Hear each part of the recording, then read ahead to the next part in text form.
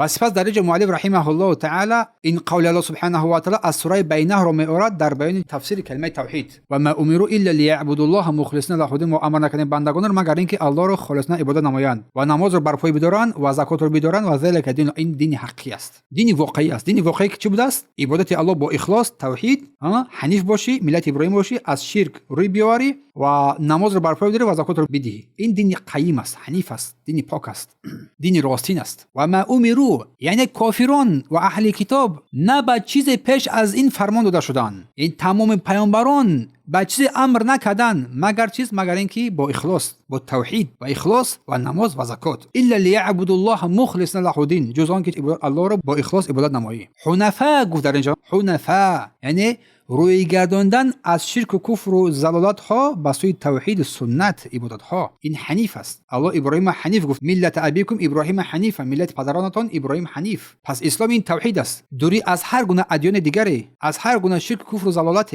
ابن عباس میفرماید که در تورات و انجیل هم مردم امر بر اخلاص بر توحید شدند، یعنی مردم امر نشدند مگر بر اخلاص و توحید. ابن عباس مفسر قرآن است، یعنی که در تورات و انجیل هم امر بر عبادت الله سبحانه و تعالی، امر بر عبادت الله و کفر بر طاغوت ذکر شده است، چون اصل دعوت همه پیامبران است. سپس چه فرمود در اینجا آیه کریمه سوره بینه؟ و یقیم الصلاه، نمازهای 5 وقته فرض را ادا نمایند، بر پای بدارند، در وقتش ادا نمایند. چون الله میفرماید ان الصلاه کانت علی المؤمنین کتابا موقوتا، بعد از اینکه نمازهای 5 وقته در وقتهای معین شده بر مؤمنان فرض است. و یؤتوا الزکات، و زکاتی که بر دوش آنها واجب است، فرض الهی است، این رو هم ادا نمایند اگر به نصابش برسد، مالکیت آن باشد. و ذلک دین القیم، گفت در اینجا این دین درست و راستین است که هیچ کجی و بی‌نظمی ندارد. یعنی که همین چیز توحید، اخلاص، نماز، زکات، این شریعت راستین است. قیم، دین درست و راست است که هیچ کجی و اختلافی در آن دیده نمی شود. پس اینجا الله توحید را ذکر نمود، سپس اخلاص را ذکر نمود، سپس عبادت را ذکر نمود، نماز را ذکر نمود، زکات را ذکر نمود. در آخر چی گفت؟ دین القیم، شریعت مستقیم،